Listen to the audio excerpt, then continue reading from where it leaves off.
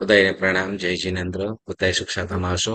આપણે દંડક પ્રકરણનો સ્વાધ્યાય કરીએ છીએ, જેમાં દંડકમાં 24 દંડકો કીધા અને 24 દંડકોમાં 24 દ્વાર. તો એ 24 દ્વારમાં આપણે લગભગ 5મું દ્વાર આપણે કરીએ છીએ. પહેલું શરીર દ્વાર હતું, બીજું અવગાહના, ત્રીજું સંઘયન અને ચોથું સંજ્ઞા. તો ચોથું સંજ્ઞા દ્વાર વિશે આપણે વાત કરીએ છીએ. સંજ્ઞા સંજ્ઞા એટલે અહીંયા સંજ્ઞાનો મતલબ એ કે છે કે જીવ આપણે જોઈ શકતા નથી, જીવને જોઈ શકતા નથી, તો શરીરની અંદર જીવ છે કે કેમ એને જાણવાની નિશાની, તેને આપણે અહીં સંજ્ઞા કહીશું. બરાબર? અથવા જીવ છે કે અંદર શરીરમાં જીવ છે કે નથી, તો એનું આપણને જે ખ્યાલ આવે એવી કંઈ પણ નાની મોટી જેની પણ જે હરકતો છે, જેને આપણે કહીશું કે જીવોની નિશાની, તેને આપણે અહીંયા સંજ્ઞા કીધું છે. તો એને એ સંજ્ઞાઓ બે પ્રકારની કીધી, જ્ઞાન સંજ્ઞા અને અનુભવ સંજ્ઞા. બરાબર ને? જ્ઞાન સંજ્ઞા અને અનુભવ સંજ્ઞા. તો જેમાં મતિ જ્ઞાનાવરણીય આદિના ક્ષયોપશમથી, ક્ષયથી કે ક્ષયોપશમથી પ્રાપ્ત થાય તેને શું કહીશું? જ્ઞાન સંજ્ઞા. અને બીજી અનુભવ સંજ્ઞા, જે લોક વ્યવહારને અનુસરીને જે કરવામાં આવતી હોય, તો એને અનુભવવામાં આવતી હોય, એને પણ શું કહીશું? એને અનુભવ સંજ્ઞા. બરાબર ને? એમ જ છે ને?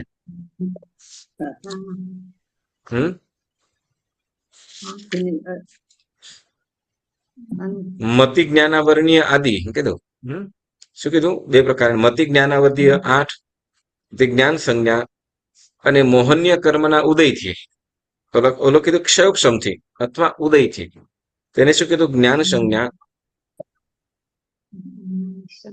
મતિ જ્ઞાન આદિ એટલે મતિ જ્ઞાન એટલે 5 8 કયા કયા? તો કે 5 જ્ઞાન ને 3 અજ્ઞાન, એના ક્ષયોક્ષમથી જે પ્રાપ્ત થાય છે, તો એને જ્ઞાન સંજ્ઞા કહેવાય છે. અને બીજી તો કે મોહનીય કર્મના ઉદયથી અથવા ક્ષયોક્ષમથી જે ઉત્પન્ન થાય છે, તે સંજ્ઞાને અનુભવ સંજ્ઞા કહેવામાં આવે છે. હવે આ બે સંજ્ઞાઓ મૂળમાં બે કીધી, પણ એની અને બીજી રીતે તો કે 16 સંજ્ઞાઓ કહે છે. તો એ 16 સંજ્ઞાઓની આપણે વાત કરીએ છીએ. હવે 16 સંજ્ઞાઓની અંદર આહાર, ભય, મૈથુન, પરિગ્રહ, પછી ભોગ સંજ્ઞા, લોક સંજ્ઞા, પછી ક્રોધ, માન, માયા, લોભ, પછી મોહ, ધર્મ,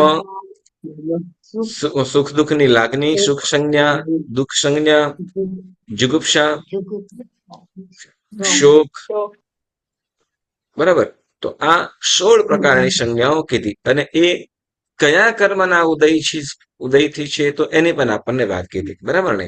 તો જેમાં આપણે કીધું કે આહાર સંજ્ઞા, જીવ આહાર લે છે, કયું? તો કે અસાતા વેદનીયના ઉદયથી, ભૂખ લાગવી.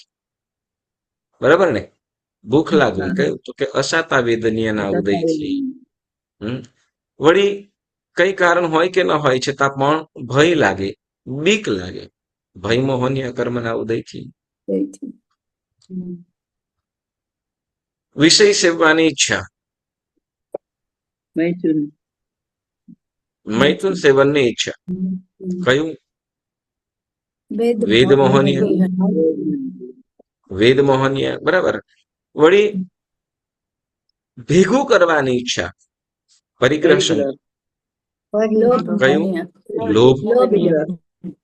લોભ મોહનીય કર્મના. બરાબર? પછી કીધું ઓગ સંજ્ઞા.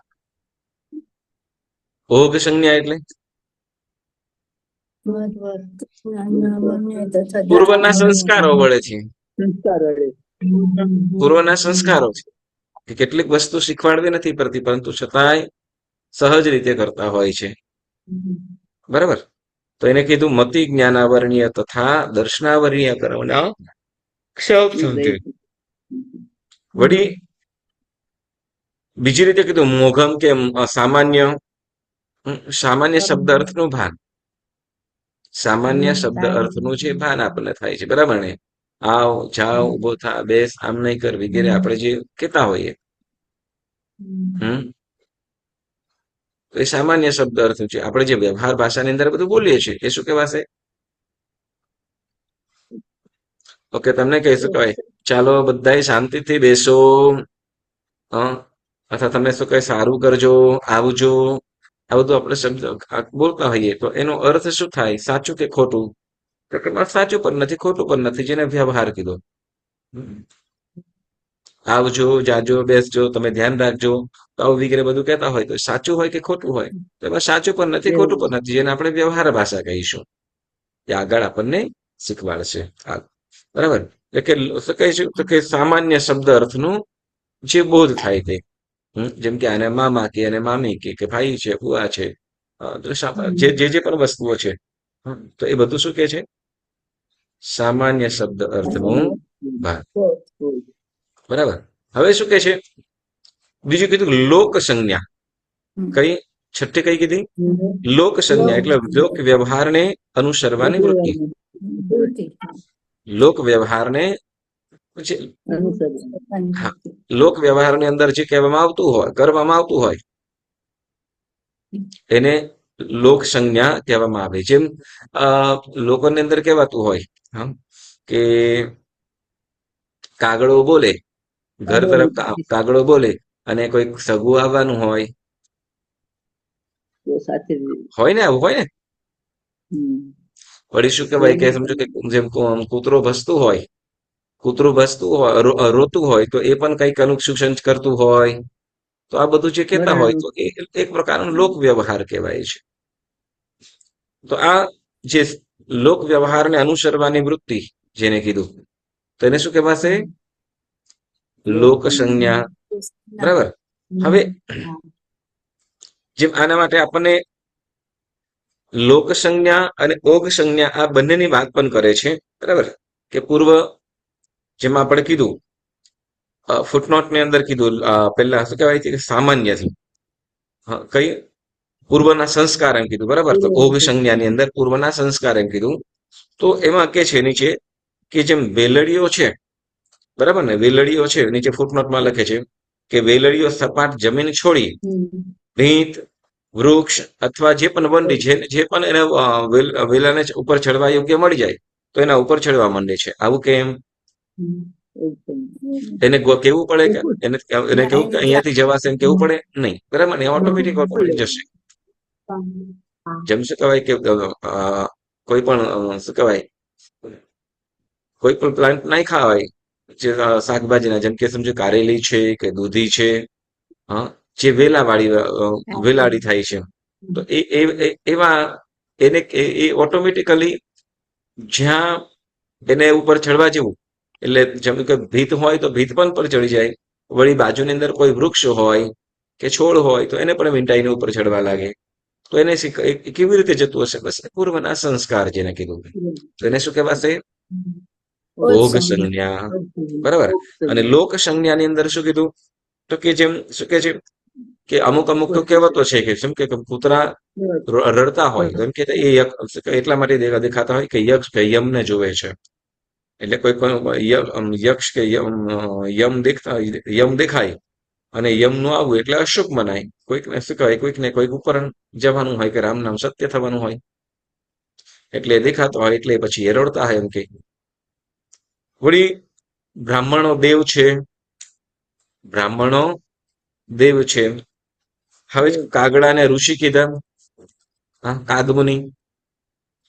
વળી એમ કે છે કે જે મોરણી હોય, ઢેલ, આપણે ભાષામાં કહીએ ઢેલ, તો ઢેલને શું? તો કે એ ઢેલને તો કે મોરના આંસુ ચાટવાથી એને ગર્ભ રહે છે. બરાબર. આવું સાંભળ્યું, પણ વાસ્તવિક રીતે શું થયું તો કે ના, એ લોકોનો પણ સમાગમ જ થતો હોય કે મોરના આંસુ છાંટવા વગેરેથી થતું નથી. પણ આ બધી કહેવતો છે. વળી જે કર્ણ કાનમાંથી થયો, કર્ણ એટલે હવે કર્ણ અને કાને તો કે કાનને જ કાન છે, બરાબર. કાન કાન છે ને સંસ્કૃતમાં કર્ણ કહીએ અથવા પ્રાકૃતમાં કર્ણ કહેવાય. હવે કે કર્ણ કાનમાંથી થયો તો કે કર્ણ અને કાન તો બંને એક જ છે. બરાબર? એટલે આ વ્યવહારની અંદર આવી રીતે કહેવાતું હોય. તો એવી રીતે કે છે. વળી પાછા અમુક રીતે કહેવામાં કે અગત્ય ઋષિ સમુદ્ર પી ગયો.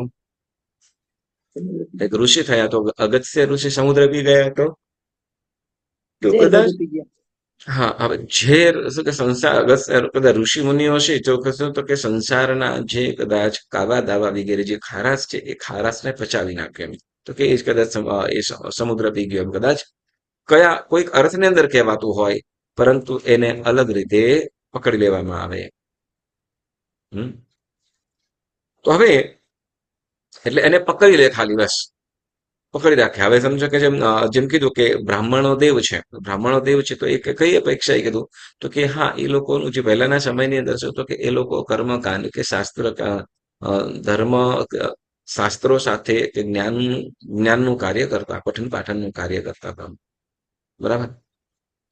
અને એટલે કે મતલબ શું કહેવાય કે જે પણ સૃષ્ટિ સંબંધી હોય, સારું કાર્ય હોય તો કર્મકાંડ વગેરે કરતા. તો એને પવિત્રતાની અપેક્ષાએ ત્યાં દેવ કીધું. એટલે શું કાવા વગેરેની અંદર હોય નહીં એ અપેક્ષાએ કે લગભગ શું કહેવાય કે ભિક્ષુક વૃત્તિથી અને શું કહેવાય પાપ વગરનું જીવન જીવતા. તો એટલે તે અપેક્ષાએ દેવ કહેવાતા હતા. પણ પછી એને શું કહેવાય તો કે આ દેવ છે એટલે પછી દેવ ભાવથી પૂજે. તો એ માત્ર શું છે લોક વ્યવહાર થયો, સત્ય નથી. બરાબર. તો એવી રીતે અહીંયા આમ 16 પ્રકારની સંજ્ઞા કીધી છે. આ 16 પ્રકારની સંજ્ઞાઓ, હવે આ 16 પ્રકારની સંજ્ઞાઓ છે ને એ એમાં કોઈ કોઈ જીવોની અંદર પણ આ સંજ્ઞાઓ ઘટે છે. કેટલાક જીવોમાં પણ આ સંજ્ઞાઓ ઘટે છે. કેવી રીતે તો એને આપણે જાણીએ. બરાબર. ઓગ સંજ્ઞા અને લોક સંજ્ઞાની વાત કરી. બરાબર. તો હવે એમાંથી શું કે છે તથા આ સંજ્ઞાઓમાંથી દેવ અને મનુષ્યને સાંભળજો. હવે એ આપણે 16 સંજ્ઞાઓ પછીનો જે પેરેગ્રાફ છે વાંચીએ છીએ. જીવ જે સંજ્ઞી અથવા અસંજ્ઞી કહેવાય છે તે આ અનુભવ સંજ્ઞાઓથી નથી, પણ આગળ કહેવાતી દીર્ઘકાલી સંજ્ઞાઓથી કહેવાય છે. ઓકે. એટલે આપણે જીવને આપણે જે જીવ વિચારની 43 ગાથા, જીવ વિચારની 43મી ગાથા હતી. અસન્ની સન્ની પંચિન્દ્રિયેષુ નવદશ કમેણ બુદ્ધવા હિંસ વિપઓ જીવાનમ બન્નય મરણમ. એવી રીતે વાત આવી. સંજ્ઞી અને અસંજ્ઞી એમ બે પ્રકારના જીવો કહેવામાં આવ્યા હતા. બરાબર ને. સમૂર્છિમ અસંજ્ઞ હોય, ગર્ભસંજ્ઞ હોય પંચેન્દ્રિયની. બરાબર. અને બાકીના જે છે તો અસંજ્ઞ જ છે. પંચેન્દ્રિયમાં જે ગર્ભ છે એ જ સંજ્ઞ છે. હા, એટલે દેવનારકી પાછા નહીં લેવાના. તો હવે એ જે સંજ્ઞ અને અસંજ્ઞ કહેવામાં આવી, જેમાં સંજ્ઞ જીવોને 10 પ્રાણ હોય અને અસંજ્ઞ જીવોને પંચેન્દ્રિય. સંજ્ઞ પંચેન્દ્રિયને 9 પ્રાણ અને અસંજ્ઞ પંચેન્દ્રિયને સંજ્ઞ પંચેન્દ્રિયને 10 પ્રાણ અને અસંજ્ઞ પંચેન્દ્રિયને 9 પ્રાણ એવું હતું. તો જેમાં મન સંબંધી હતું. તો હવે એ જે સંજ્ઞાઓ હતી એ સંજ્ઞ અને અસંજ્ઞ કહેવામાં આવ્યા હતા. એ કઈ સંજ્ઞા તો કે આ સંજ્ઞાઓથી તો કે ના, આ સંજ્ઞાઓથી નહીં. એના માટે સંજ્ઞ અસંજ્ઞ એ આખું અલગ કહેવામાં આવશે. તો અહીંયા તો માત્ર શું તો કે જીવો પાસે જે સંજ્ઞાઓ છે એની વાત કીધી છે. જીવો પાસે જે સંજ્ઞાઓ છે એની વાત કીધી. તો શું કે છે તથા આ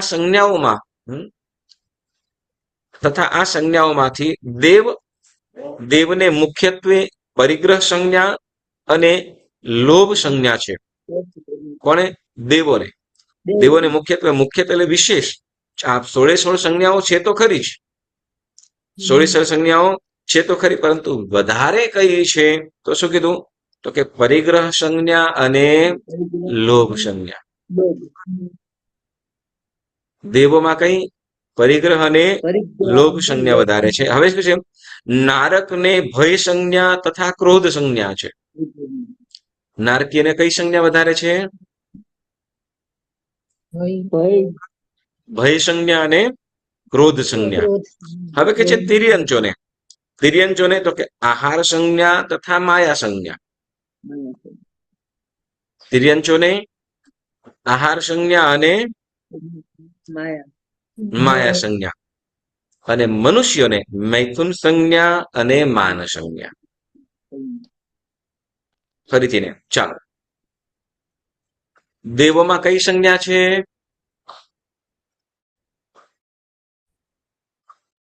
બોલો, દેવોમાં કઈ સંજ્ઞા વિશેષ છે? 16 છે પણ એમાં વધારે જે છે એની વાત કરે છે. પરિગ્રહ અને લોભ. પરિગ્રહ અને લોભ સંજ્ઞા. ઓકે. નારક ને ભય સંજ્ઞા અને ક્રોધ સંજ્ઞા. તિર્યંચોને આહાર સંજ્ઞા અને માયા સંજ્ઞા. મનુષ્યને મૈથુન સંજ્ઞા અને માન સંજ્ઞા. બધાને 16 સંજ્ઞાઓ તો છે જ, પણ વધારે કઈ સંજ્ઞા છે એની વાત આપણને કીધી. ઓકે, તો હવે આ પ્રમાણે હવે આપણે એમ કે ચાલો મનુષ્યની અંદર આ સંજ્ઞાઓ આપણને ડર પણ છે, શોક પણ છે, બરાબર, પણ છતાંય મૈથુન સંજ્ઞા અને માન સંજ્ઞા વધુ છે મનુષ્ય માટે. તિર્યંચ માટે તો કે આહાર સંજ્ઞા અને માયા સંજ્ઞા. જોજો તિર્યંચ જેમ ગાય ભેંસ વગેરે જે પશુઓ છે તો ગમે તેમ હોય તરત શું કહેવાય કે ચારો નાખી કે તરત એ ખાવાનું ચાલુ કરી દે, બરાબર. તિર્યંચ સ્વભાવ એટલે આહાર સંજ્ઞા વધુ છે. નારકીને ભય સંજ્ઞા અને ક્રોધ સંજ્ઞા. નારકીને ભય સંજ્ઞા અને ક્રોધ સંજ્ઞા, અને દેવને લોભ સંજ્ઞા અને પરિગ્રહ સંજ્ઞા. આ બે જે કીધું એ વધારે છે, બરાબર. તો જેમાં આગળની જે સંજ્ઞાઓ કીધી એમાંથી આગળની જે 4 સંજ્ઞાઓ પહેલા કીધી, આહાર, ભય, મૈથુન, પરિગ્રહ, બરાબર, પછી ક્રોધ, માન વગેરે, તો એ પણ.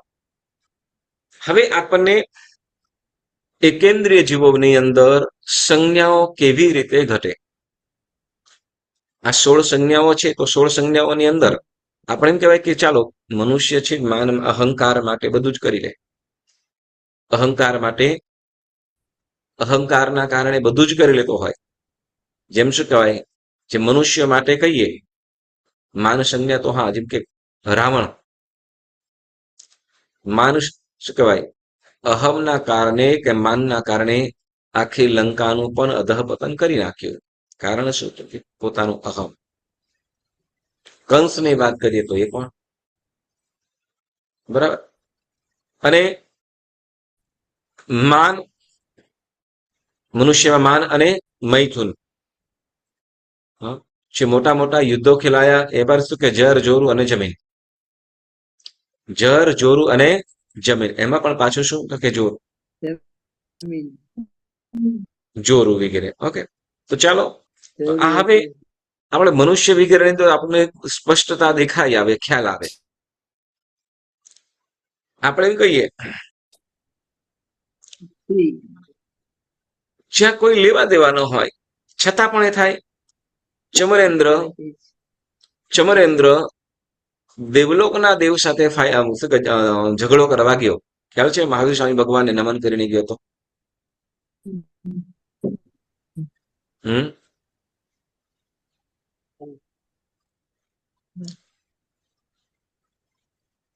કારણ તો કે ત્યાં શું તો કે પોતાને શું આવતું તો કે ઇન્દ્ર પોતાના આસન ઉપર ઇન્દ્રનું પાદપીઠ આવતું હોય, હજારો યોજન, લાખો યોજન, એક રજ્જુ લગભગ 2 રજ્જુ પ્રમાણની આસપાસ છે, છતાં પણ ત્યાં જઈને ઝઘડવા માટે ગયો. શું તો કે મારું આમ કેમ થાય છે, મારા પદનું શું કે મારા મસ્તક ઉપર એનું પાદપીઠ આવે એ મને ના પોસાય.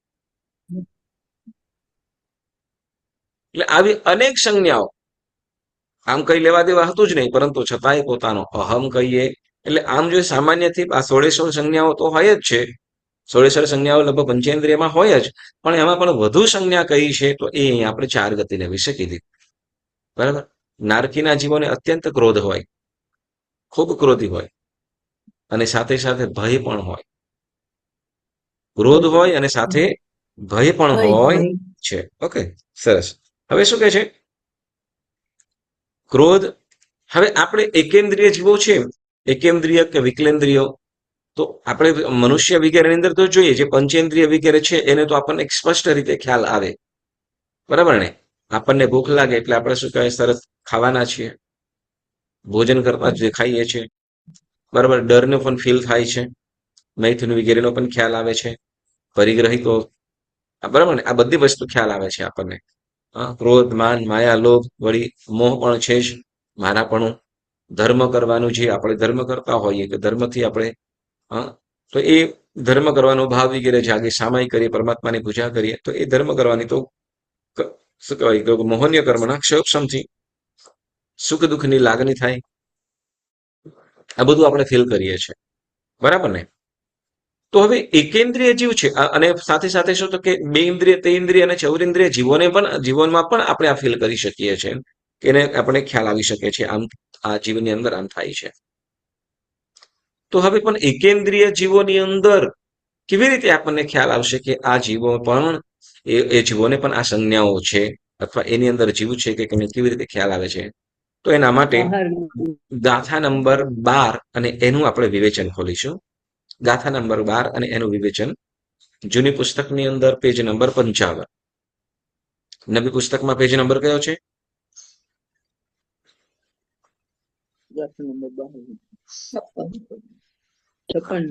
બરાબર. હવે એમાં જો એમ કે શું કે છે, તો કે સર્વને આપણે ગાથા સીધા વાંચીએ છીએ. ઓકે, ગાથા 4 સંજ્ઞા અને 5 પાંચમું સંસ્થાન દ્વાર પણ કહે છે. તો ગાથા પહેલા બોલે છે, સવ્વે સેમ 14 વા સન્ના સવ્વે સુરાય ચૌરંસા નરતિરિછ સંઠાણા હુંડા વિગલિંદી નિરઈયા.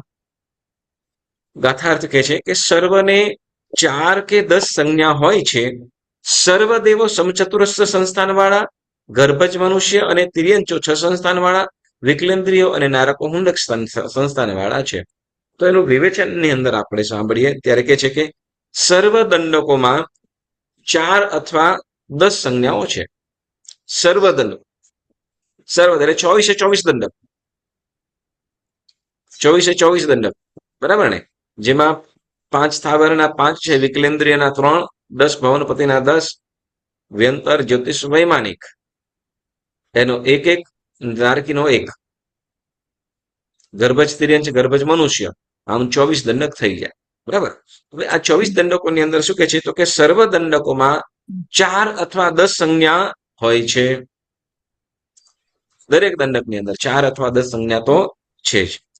તો અને કેટલાક મનુષ્યોને 16 સંજ્ઞાઓ હોય છે. કેટલાક મનુષ્યોને 16 સંજ્ઞાઓ હોય છે. તે સંજ્ઞાઓ સંજ્ઞે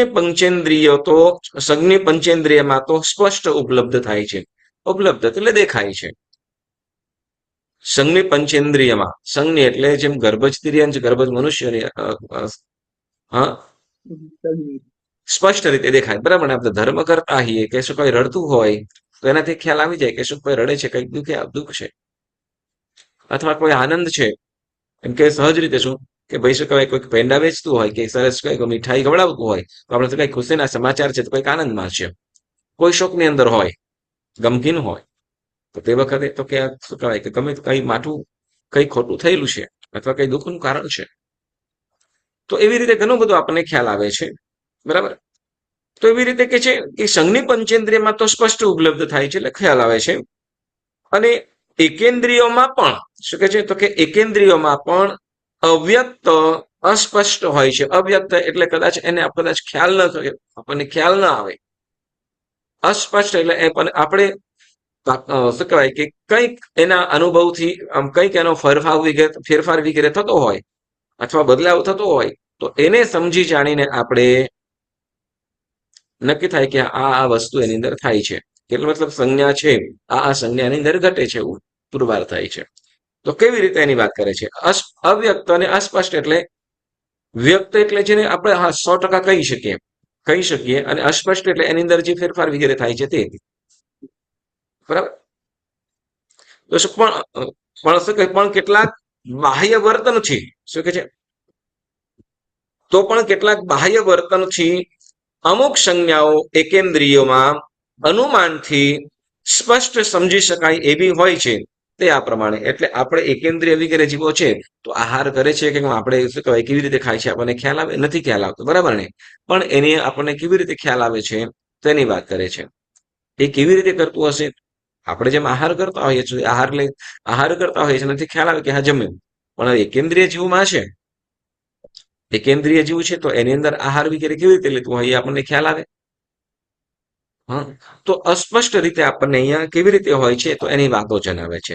તો શું કે છે કે પેલું કે એકેન્દ્રિયની અંદર આપણે વનસ્પતિની અંદરથી આપણને ખ્યાલ કરીશું, કેમ કે આપણે કદાચ વિઝેબલ હોય જે આપણે સ્પષ્ટ રીતે જોતું હોય તો પૃથ્વી કાય છે અને વનસ્પતિ કાય છે આ કાયની અંદર પણ એ જીવોને આપણને જલ્દી ખ્યાલ આવી શકતો નથી. તો આપણને જે ખ્યાલ જેનાથી ખ્યાલ આવી શકે છે એનાથી આપણે વાત કરીએ છીએ.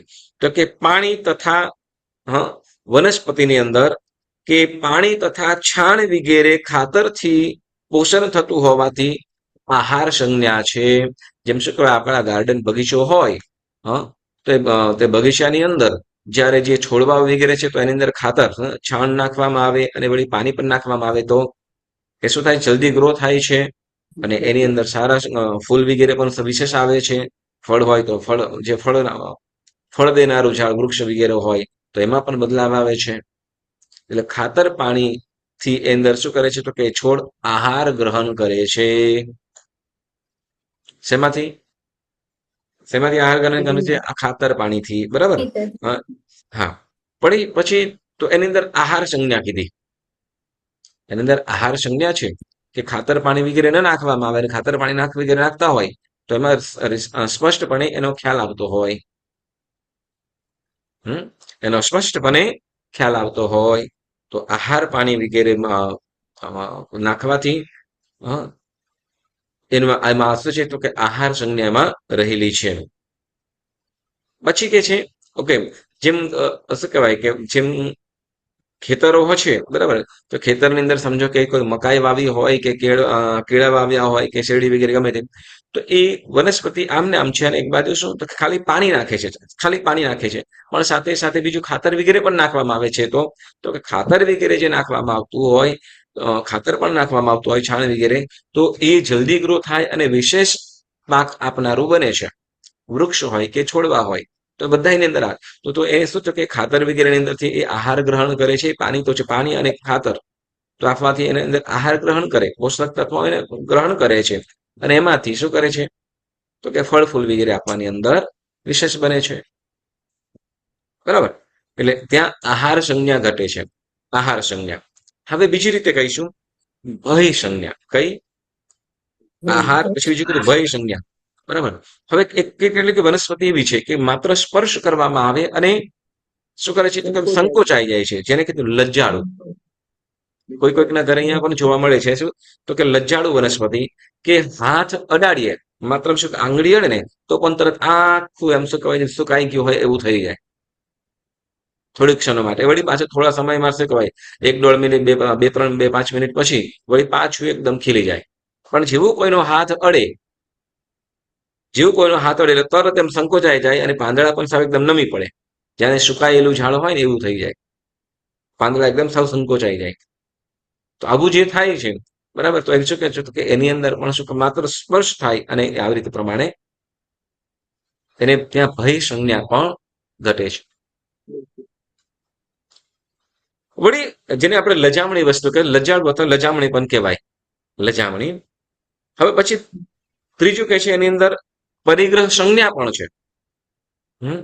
પરિગ્રહ સંજ્ઞા તો કેમ કે છે જેમ દરેક શું કહેવાય પરિગ્રહ સંજ્ઞાને શું કરે કે પોતાનું હક જણાવતું હોય અથવા પોતે જાણે એના માલિક હોય એવી રીતે એને એ કરવામાં આવતું હોય, એને હાઈડ કરવામાં આવતું હોય, તે ઢાંકવામાં આવતું હોય, એને વીંટાય.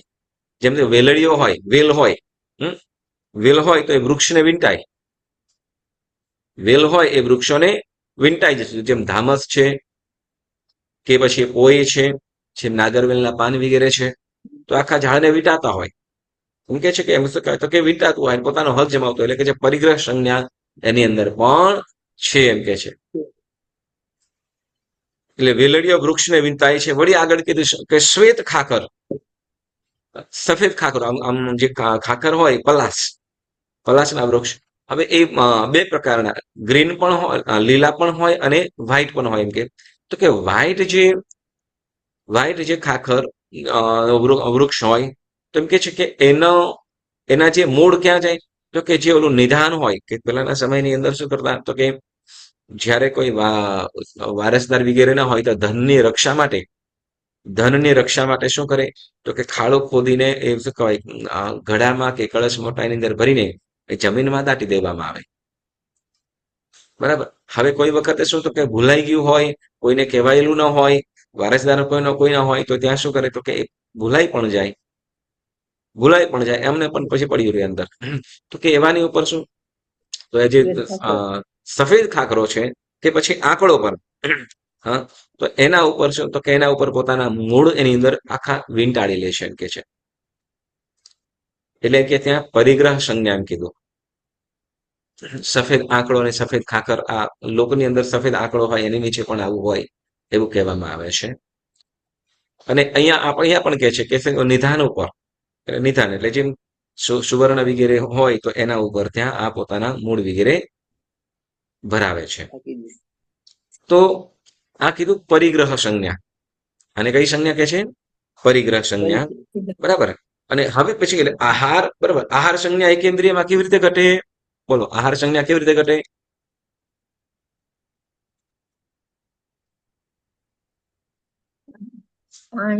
આહાર સંજ્ઞા, હા, જે વનસ્પતિને છાન કે ખાતર પાણી નાખવામાં આવે, છાન ખાતર પાણી વગેરે નાખવામાં આવે તો એનું પોષક તત્વ એને મળે અને વધુ ફળદાયક બને છે. એટલે તો આહાર સંજ્ઞા. બરાબર. બીજું ભય સંજ્ઞા, એ પણ લજામણી કે લજાડુ વનસ્પતિ છે, સ્પર્શ થતાની સાથે સાવ એકદમ સંકોચાય, મુરઝાઈ જાય અને સાવ સુકાઈ ગયું હોય એવું થઈ જાય, તો એવું કે છે એ ભય સંજ્ઞા એમ કીધું. પરિગ્રહ સંજ્ઞા,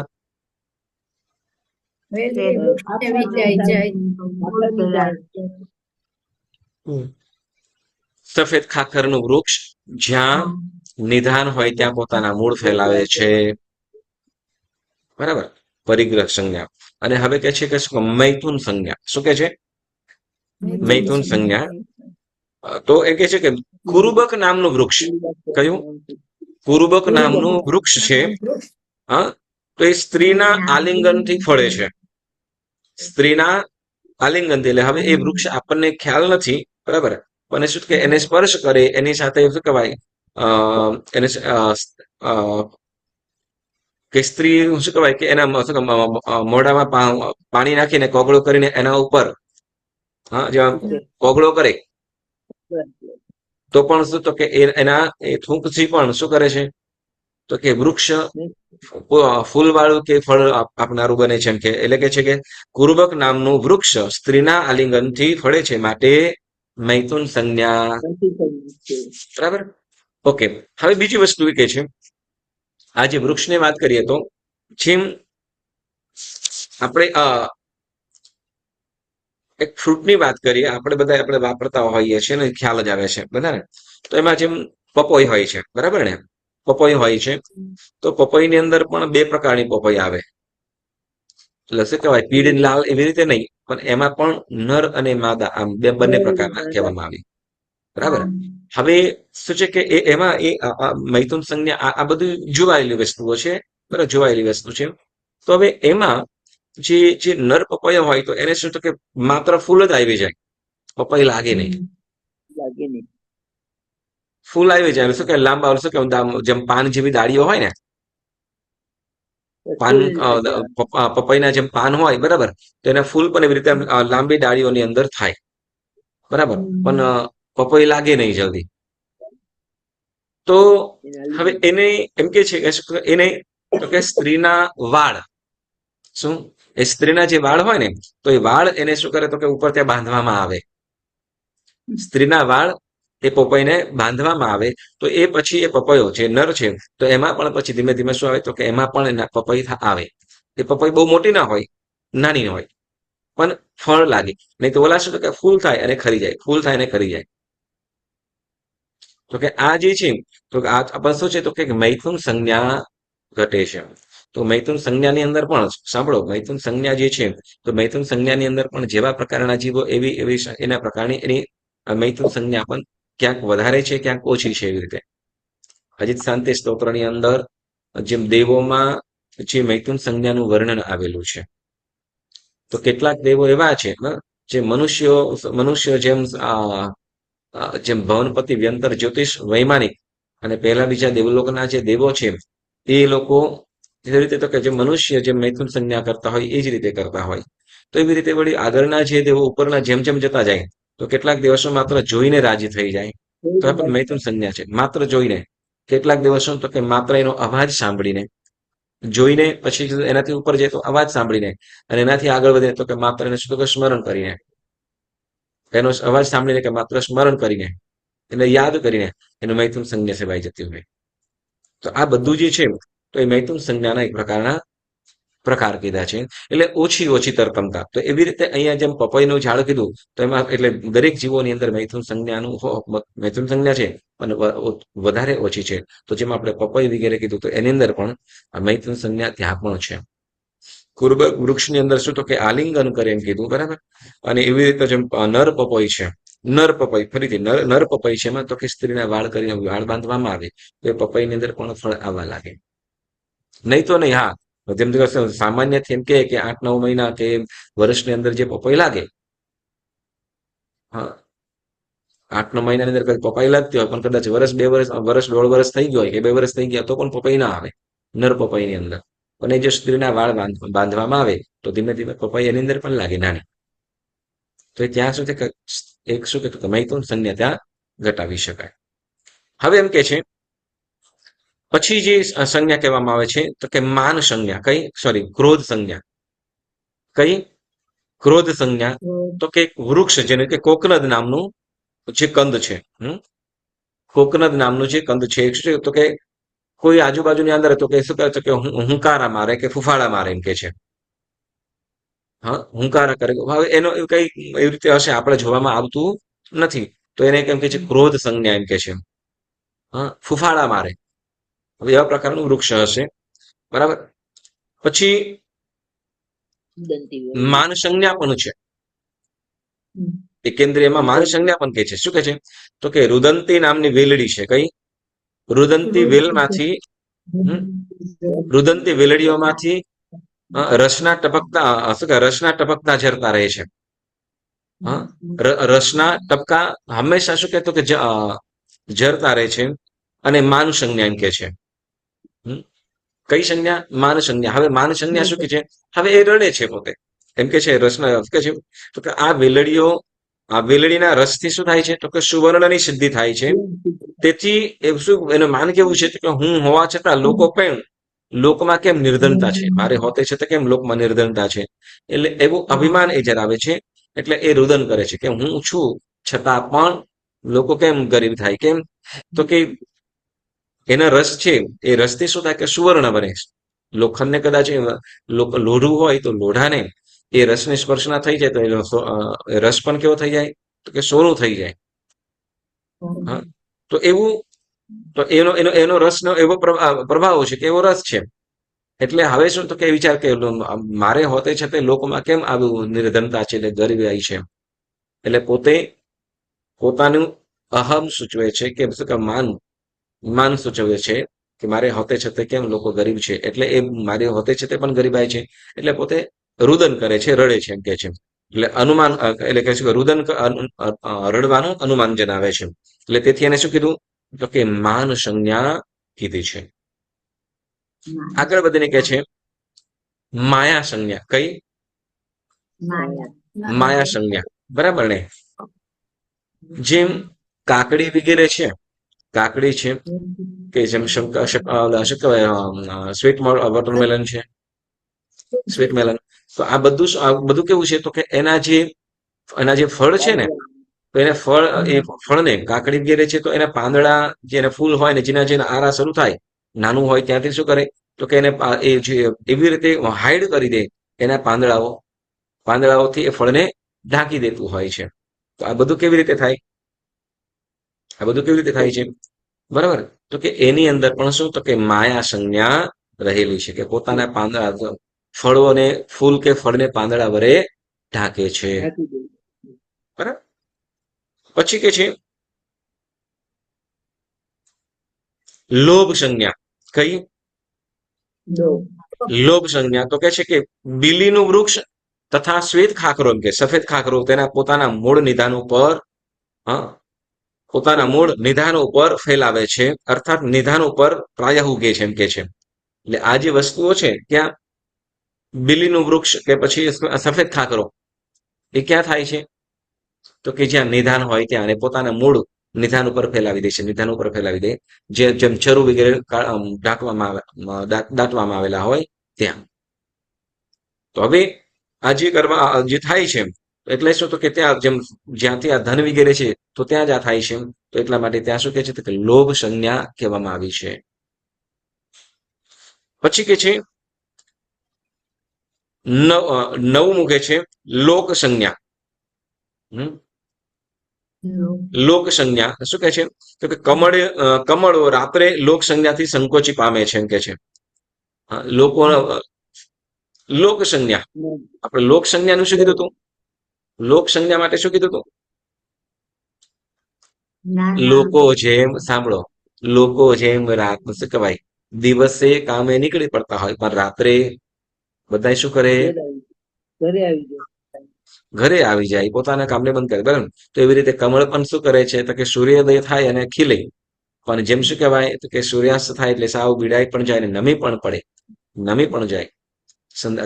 સાંજનો સમય હોય ને, કમળો હોય, સાંજનો સમય હોય, તો એ સાંજના સમયની અંદર કમળો બધા સાવ એકદમ દોડાઈ જાય અને નમી પણ પડે. એટલે કે છે આને કે લોક સંજ્ઞા કીધું. જેમ લોકો શું કરે, તો કે દિવસ દરમિયાન પોતાનું કામ વગેરે કરતા હોય, રાત્રે થાક્યા ભાગ્યા શું કરે, તો કે પોતાના ઘરે આવીને આરામ પણ કરે, સુઈ પણ જાય રાત્રે. તો એવી રીતે જેમ લોક સંજ્ઞા આની અંદર શું કરે છે, એવી રીતે એમ ઘટાડે છે.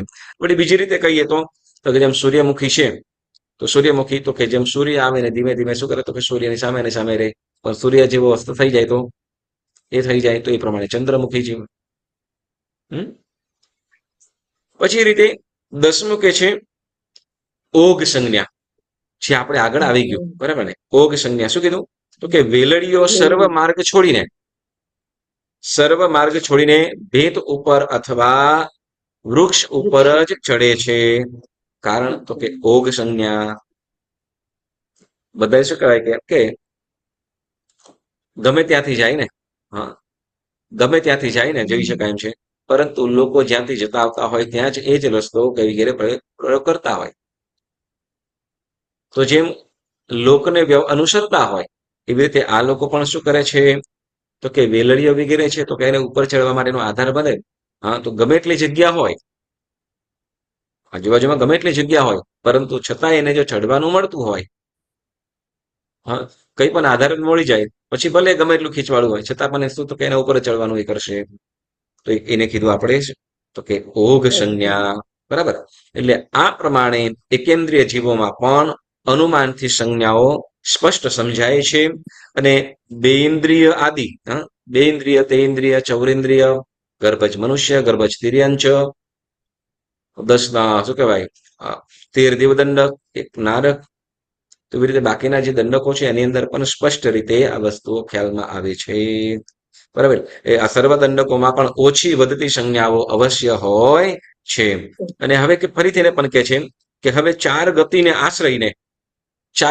આશ્રયને વિચાર કરતા, એટલે ચાર ગતિ મુખ્યતઃ, તો ચાર ગતિને આશ્રયને વિચાર કરતા દેવગતિમાં પરિગ્રહ તથા લોભ સંજ્ઞા અધિક હોય છે. 10 સંજ્ઞાઓ તો છે, 16 સંજ્ઞાઓ તો છે જ, પણ શું કહે, તો કે ચાર ગતિમાં વધારે કઈ સંજ્ઞા છે, આગળ આવી ગયું, પણ છતાંય તો કે દેવગતિમાં પરિગ્રહ તથા લોભ સંજ્ઞા અધિક મુખ્ય છે, એટલે વધારે છે. મનુષ્ય ગતિમાં માન સંજ્ઞા અને મૈથુન સંજ્ઞા અધિક છે. નરક ગતિમાં ભય અને ક્રોધ સંજ્ઞા અધિક છે. અને તિર્યંજ ગતિમાં માયા તથા આહાર સંજ્ઞા અધિક છે. તો એ પ્રમાણે અહીંયા આપણે સંજ્ઞા દ્વાર પૂરું થાય છે. 16 સંજ્ઞાઓ.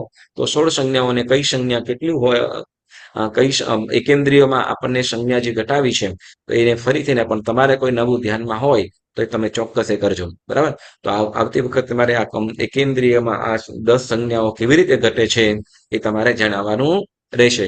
આની અંદર લખ્યું છે. એના સિવાય પણ તમને કોઈ એવું ખ્યાલ આવતું હોય તો તમે ચોક્કસ એનો ઉલ્લેખ જણાવજો, તો જેથી આપણે સ્વાધ્યાયની અંદર વિશેષ વધારો પણ થઈ શકે. ઓકે. તો આજનો સ્વાધ્યાય આપણે અહીંયા 16 સંજ્ઞાઓનું વાત કરી અને અહીંયા સ્થગિત કરીએ છીએ. આજનો સ્વાધ્યાય કરતા કંઈ પણ જેના આજ્ઞા વિરુદ્ધ બોલાયું હોય તો મને વચન કહ્યાથી ત્રિવિધે મિચ્છામિ દુક્કડમ મિચ્છામિ દુક્કડમ મિચ્છામિ દુક્કડમ.